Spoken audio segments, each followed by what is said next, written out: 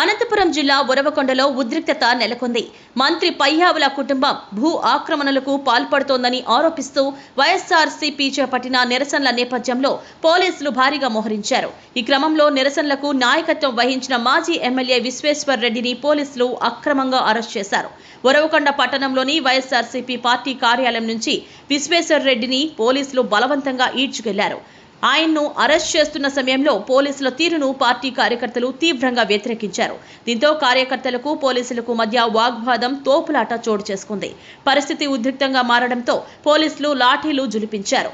అరెస్ట్ను ఖండిస్తూ విశ్వేశ్వర్ రెడ్డికి సంఘీభావం తెలిపేందుకు వచ్చిన వైఎస్ఆర్సీపీ బీసీ విభాగం రాష్ట్ర వర్కింగ్ ప్రెసిడెంట్ రమేష్ గౌడ్ను కూడా పోలీసులు అదుపులోకి తీసుకున్నారు. ప్రజా సమస్యలపై ప్రశ్నిస్తే అక్రమ అరెస్టులతో భయపెడుతున్నారని వైఎస్ఆర్సీపీ నాయకులు ఆగ్రహం వ్యక్తం చేశారు. ఇది ప్రజాస్వామ్యంపై దాడి అని, వెంటనే అరెస్ట్ చేసిన నాయకులను విడుదల చేయాలని వారు డిమాండ్ చేశారు. ప్రస్తుతం ఉరవకొండలో ఉద్రిక్త పరిస్థితులు కొనసాగుతున్నాయి. ఎలాంటి అవాంఛనీయ సంఘటనలు జరగకుండా పోలీసులు భారీ బందోబస్తు ఏర్పాటు చేశారు.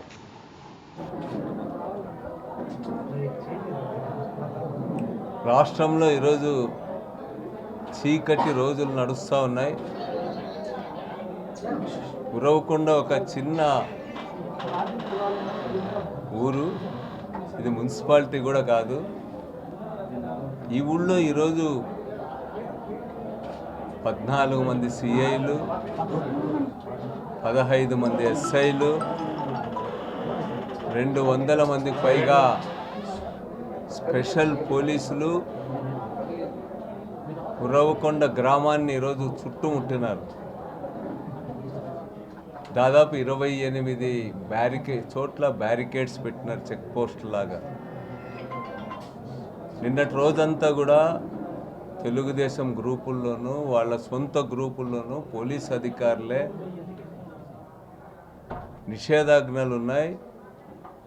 రేపు ధర్నా జరగదు, ఎవరు రాకూడదు, ఎవరైనా వస్తే కేసులు పెడతామని చెప్పి పెద్ద ఎత్తున గ్రామాన ప్రచారం చేశారు. విలేజ్లో ఉన్నటువంటి గ్రామ పోలీసు ఆ ఊళ్ళో ఉన్న వైఎస్ఆర్సీపీ లీడర్స్కి అందరికి ఫోన్ చేసి రేపు ధర్నా లేదు, మీరు పోతే మీ పైన కేసులు పెడతామని చెప్పి భయపెట్టినారు. నిజంగా ఇది అత్యంత పిరికి ప్రభుత్వం. ఇది ఒక సమస్య పైన పేద వర్గాలకు సంబంధించి, వెనుకబడిన తరగతులకు సంబంధించినటువంటి వాళ్ళ భూమిని, 21 ఎకరాల భూమిని ఈరోజు సాగులోకి పోనివ్వకుండా ఆక్రమించుకొని దాన్ని స్వాధీనం చేసుకునే ప్రయత్నాలు టీడీపీ పార్టీకి సంబంధించినటువంటి వాళ్ళు చేస్తూ ఉన్నారు. ఈరోజు హైకోర్టు ఇంజంక్షన్ ఉంది, కలెక్టర్ ఎండార్స్మెంట్ ఉంది, సీనియర్ సివిల్ జడ్జి నుంచి కూడా ఎండార్స్మెంట్. ఇవన్నీ ఉన్నా కూడా కింది స్థాయి రెవెన్యూ అధికారుల పైన ఒత్తిడి తెచ్చి రెండవసారి తమకు అనుకూలంగా ఏదో రిపోర్ట్ తెచ్చుకున్నారు. కానీ హైయెస్ట్ కోర్టు ఈరోజు ఇంజంక్షన్ ఇచ్చి స్టేటస్ కో మెయింటైన్ చేయమన్నా కూడా ఈరోజు బోర్లు పగులుగొట్టినారు, మోటార్లు పగులుగొట్టినారు. అయినా సరే ఇది అన్యాయం అని చెప్పి మేము మాట్లాడకూడదంట. కనీసం మోటార్లు పగులుగొట్టి, పైపులు పగులుగొట్టి లక్షలాది రూపాయలు నష్టం చేసినటువంటి వాళ్లకు కేసు కూడా పెట్టరు, ఎఫ్ఐఆర్ కూడా పెట్టరు. బాధితుల పక్షానే పోలీసులంతా మాట్లాడతారు. పోలీసు అధికారులు కానీ, రాష్ట్ర ప్రభుత్వానికి సంబంధించిన ప్రతినిధులు కానీ ఈరోజు బాధితులకు వ్యతిరేకంగా మాట్లాడుతూ ఉన్నారు వాళ్ళంతా కూడా.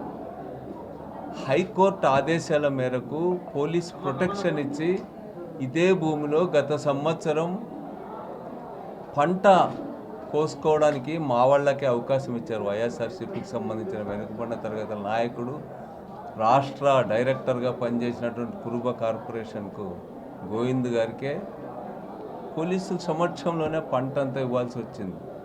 మళ్ళా ఒకసారి దాన్ని తిరగదోడి మళ్ళీ ఇప్పుడు సమస్య సృష్టించి ఈరోజు దానిపైన ఇది అన్యాయం, దీన్ని నిలదీస్తాం. ఇదే కాకుండా మోపిడి పంచాయతీ సర్పంచ్ మన సిద్ధార్థ, మా పార్టీలో లీడరు, చాలామంది మా పార్టీలో కమ్మ కులానికి సంబంధించిన వాళ్ళు కూడా లీడర్స్గా ఉన్నారు మా ఉరవకొండ ఏరియా. అబ్బాయి ఊళ్ళో ఉండగానే పొలంకి పోతే ఇంట్లో సొంత కాంపౌండ్లో సంసారం ఉండే ఇంట్లో 20 ఏండ్ల నుంచున్న నిమ్మకాయ చెట్లని పట్ట పగలే నరికించేస్తారు. కాంపౌండ్లోకి వచ్చి నరకాలంటే ఎంత ధైర్యము, ఎంత అమానుషం అది. దానిపైన కనీసం కంప్లైంట్ తీసుకునేవాడు లేడు, కంప్లైంట్ ఇచ్చేటువంటి వాడు. మరి దాంతోపాటు ఈ మధ్య గోవింద్ అని మా సర్పంచ్ ఉన్నాడు ఈ పక్కనే, కురుబ గోవింద్ అని, గోవింద్ కదా మన ధను మన బోధిగవు ధనుంజయ సర్పంచ్ అని ఎన్నేళ్ల నుంచి భూమి కొన్నాడు. అది లావాదేవీలు జరుగుతూ ఉన్నాయి. అది కోర్టులో ఇంజంక్షన్, కోర్టులో ఇది వాళ్ళు ఫైట్ చేస్తూ ఉన్నారు, కోర్టులో పెండింగ్ ఉంది. వాడు ఎవడో బయట నుంచి వచ్చి వాడు దాన్ని పోలీసులంతా సహకరించి కోర్టులో ఉన్నదానికి పోలీసులు ఎట్లా పోతారు, సర్వేయర్లు ఎట్లా పోతారు, తెలుగుదేశం పార్టీ ఆదేశిస్తే చాలు పోయినారు. వాళ్ళన్న మాటలు తట్టుకోలేక పోలీసులు అన్న మాటలు, మా ధనుంజయ్ తమ్ముడు చిన్న వయసు పురుగు మందు తాగితే వాళ్ళు ఎదురుగా తాగుతూ ఉన్నా కూడా దాన్ని ఆపే ప్రయత్నం చేయలే, వాడిని హాస్పిటల్కి పంపే ప్రయత్నం చేయలే. ఆ గ్రామస్తులు వాళ్ళు హాస్పిటల్లో అడ్మిట్ చేయాల్సి వచ్చింది. అంటే ఎంత అనాగరికంగా, ఎంత అమానుషంగా ఉన్నారు. మీరేమో ఫ్రెండ్లో పోలీసు అంటారు. ఎక్కడుందని చెప్పి నేను అడుగుతా ఉన్నా. రామచంద్ర రెడ్డి అని మా ఎంపీపీ, మండల పార్టీ ప్రెసిడెంట్, ఎంపీపీ కాదు పార్టీ ప్రెసిడెంట్, 60 ఏళ్ల నుంచి సాగు చేసుకుంటున్నటువంటి భూమిని వివాదం సృష్టించి దాన్ని రెవెన్యూ అధికారులపైన ఒత్తిడి తెచ్చి అసలు అది 60 ఏళ్ల నుంచి సాగు చేస్తున్న దాన్ని రికార్డ్స్ నుంచి తొలగించేటువంటి ప్రయత్నం చేస్తే వాళ్ళు హైకోర్టు పోయి ఫైట్ చేసి తెచ్చుకోవాల్సి వచ్చింది. ఏమనంటే మా ఇంటికి రమ్మంటారు. వాళ్ళ ఇంటికి ఎట్టపోతారు? వైఎస్ఆర్సీపీ వాడు, ఆత్మగౌరవం ఉన్నవాడు ఎందుకు పోతాడు వాళ్ళ ఇంట్లోకి అని చెప్పి నేను ఈ సందర్భంగా అడుగుతా ఉన్నా. ఇంకా బెలుగుప్ప ఏరియాలో ఎన్నో జరిగినాయి ఇట్లాంటివన్నీ కూడా.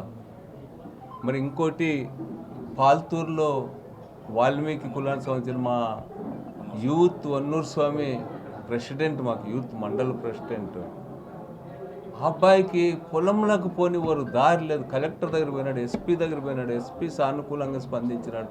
కిందున్న పోలీసు ఆ గ్రామంలోనే టీడీపీ లీడర్లు చెప్పినట్టే చేయాలంటారు. అంటే భూములు కొనడానికి లేదు, భూములు సాగు చేసుకోవడానికి లేదు. ఇంత దౌర్జన్యం ఈరోజు చేస్తూ ఉన్నారు. వాళ్ళకి హైకోర్టులు అంటే గౌరవంలా? హైకోర్టు ఏమన్నా చెప్పని మళ్ళీ కింద ఆఫీసర్ వాడు ఉద్యోగం పోయినా సరే వీళ్ళు చెప్పినట్టు చేయాల్సిందే, చేస్తున్నారు కూడా. అదేవిధంగా ఉరవకొండ నియోజకవర్గము ఈరోజు జూద కేంద్రంగా మారిపోయింది. విచ్చలవిడిగా జూదంలో డబ్బులు పోగొట్టుకొని ఆత్మహత్యలు చేసుకుంటున్నటువంటి వాళ్ళ గురించి పేపర్లో అనేక వార్తలు వచ్చినాయి. పెద్ద ఎత్తున పయావులు కేసు, ఊరు చుట్టూ ఊరు మార్చి జూద కేంద్రాలు నడుపుతారు. ఇక్కడ ఉండబండ హెడ్ క్వార్టర్కి 10 కిలోమీటర్లు కూడా లేదు, ఉండబండలో పెద్ద ఎత్తున నడుపుతారు. మరుట్లనే గ్రామంలో ఎక్కడెక్కడి నుంచి కార్లలో, జీపుల్లో, టౌన్స్ నుంచి, బళ్ళారు నుంచి, కర్ణాటక నుంచి వచ్చి జూద గృహాలు అక్కడ నడుస్తూ ఉన్నాయి. బెల్ట్ షాపులు ఒక 500 బెల్ట్ షాపులు ఉంటాయి నియోజకవర్గంలో. రాత్రింబవళ్ళు పనిచేస్తాయి. అన్నీ కూడా ఎంఆర్పి రేట్స్ కంటే ఎక్కువ షాపుల్లో అమ్ముతూ ఉన్నారు. ఒక రకంగా దోపిడీ చేస్తూ ఉన్నారు. వీటన్నిటిపైన నిరసన తెలపకూడదు అంటారు. మేము ఒక 300-400 మందితో నిరసన కార్యక్రమం పెడతాం సార్ ఎంఆర్ఓ ఆఫీస్ ముందని చెప్పి అడిగాం. మేము లెటర్ పెట్టినాం. యాక్చువల్గా లెటర్ పెట్టకుండా మేము చేసుకోవచ్చు, ఏమి నిషేధాజ్ఞలు లేవు, చట్టాలు లేవు, 30 యాక్ట్ లేవు, మేము చేసుకోవచ్చు. కానీ మేము గౌరవప్రదంగా వాళ్ళని అడిగితే 31వ తేదీ మేము పెట్టుకుంటే ఆ రోజు వాయిదా వేసుకోమని రిక్వెస్ట్ చేసినారు. 3వ తేదీ మీరు 31 కాకుండా 1 పెట్టుకోండి, 30 పెట్టుకోండి, మీ ఇష్టం అన్నారు. మేము 3వ తేదీ పెట్టుకుంటే మళ్ళీ ఈరోజు చెయ్యనీయమంటారు. ఇంతమంది పోలీసులు ఒక చిన్న ధర్నాకి ఇంతమంది పోలీసులు పెడుతున్నారంటే ఈ ప్రభుత్వానికి నిరసన అంటే ఎంత భయపడుతూ ఉందో ఆలోచించండి. తప్పుడు పనులు చేసేవాడే నిరసనలకు భయపడతారు.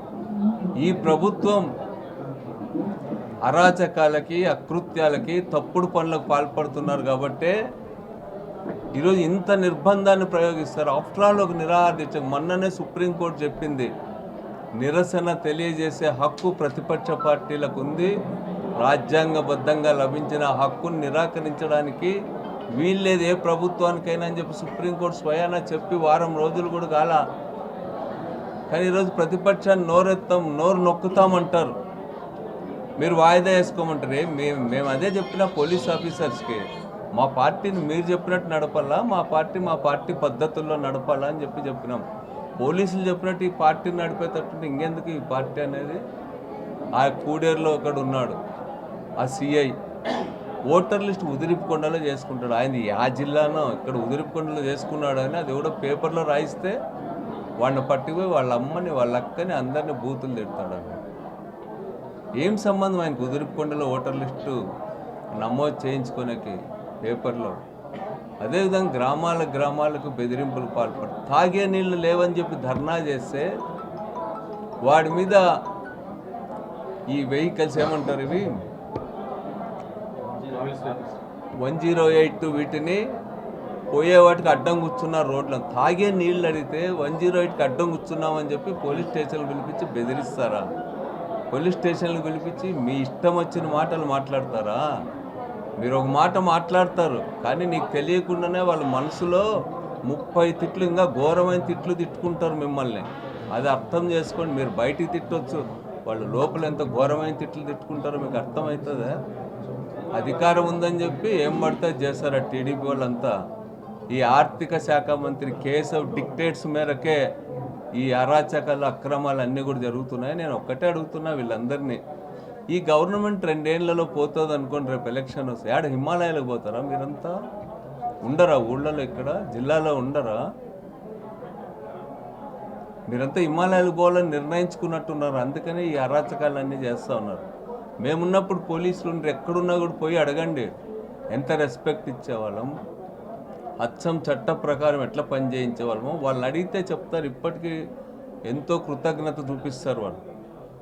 పోలీస్ అధికారాలన్నింటినీ మీరు దుర్వినియోగం చేయిస్తూ ఉన్నారు వాళ్ళతో, వాళ్ళని దిగజారుస్తున్నారు పోలీసుల్ని. పోలీసు మాన్యువల్ ప్రకారం పని చేయకుండా చేస్తున్నారు మీరు. ఆ పాపం అంతా అధికార పార్టీ వాళ్ళదని చెప్పి నేను చెప్తాను. మేము ఏదైనా విమర్శిస్తే ఎవడో కార్డ్స్ ఆడిపించేవంతనో లేకపోతే దొంగసారి అమ్ముకునేవంతనో ప్రెస్ మీట్లు పెట్టిస్తారు. స్థాయి ఉన్నవాడు ఎవడు లేడా మీ పార్టీలో? మీ పార్టీలో ఒక మర్యాదకరంగా మాట్లాడేవాడు ఎవడు లేడా? బూతులు మాట్లాడే దిగజారే వాళ్ళు, బ్లాక్ టికెట్లు అమ్ముకునే వాళ్ళతో ప్రెస్ మీట్లు పెట్టించి మాట్లాడిస్తా ఉన్నాము. నేను అట్లా మాట్లాడిస్తే నిన్ను తిట్టేవాళ్ళు మా పార్టీలో చాలామంది ఉన్నారు. ఇంకా మీ వాళ్ళకంటే బండబూతులు తిట్టేవాళ్ళు ఉన్నారు. కానీ మేము ఎప్పుడైనా మాట్లాడించినామా? మా లీడర్ ఒక్కడైనా ఎప్పుడైనా బూత్ పదం వాడినాడా ఈ నియోజకవర్గంలో? ఇప్పుడు కూడా అంతే. మీరు రేపు చేసేది వాడు ఎవడంతోనో పెట్టిస్తారు. వాడు దమ్ముడికి పనికి రానోడు, ₹1 తూగనంతో ప్రెస్ మీట్లు పెట్టిస్తారు మీరు. అందుకని వీటినన్నింటినీ మేము అనుమతించాం, వీటిని ఎదుర్కొంటాం. ఈరోజు లీడర్లు గోరంట్ల మాధవ్ గారిని అరెస్ట్ చేశారు. వీళ్ళందరూ ఎంతో వ్యయ ప్రయాసాలు కోర్చి ఇక్కడికి రావాల్సి వచ్చింది. అడుగడుగున నిర్బంధమే. మా శంకరనారాయణ మాజీ మంత్రిని ఈరోజు హౌస్ అరెస్ట్ చేసినారు. మేమంతా కూడా తప్పించుకొని హౌస్ అరెస్ట్లో ఆడబండుకొని ఈడబండుకొని ఇక్కడ చేరుకోవాల్సి వచ్చింది. ఎందుకు అంత నిర్బంధం? ఇప్పుడు ఆడేం మాట్లాడుతారో మాకంటే ఎక్కువ ఉన్నారు బయట పోలీసులు ఎక్కడ చూసినా కూడా. ఏం అవసరం ఉంది అంతా కూడా అని చెప్పి నేను ఈ సందర్భంగా అడుగుతాను. వీటిని మానుకోండి. మీరు చట్ట ప్రకారం పరిపాలన చేయండి. మీరు తప్పు చేస్తే అడిగే అధికారం ఉంది. మీరు ఏ సెక్షన్లు పెట్టినా మేము అధిగమిస్తాం, వస్తాం, ఫైట్ చేస్తామని చెప్పి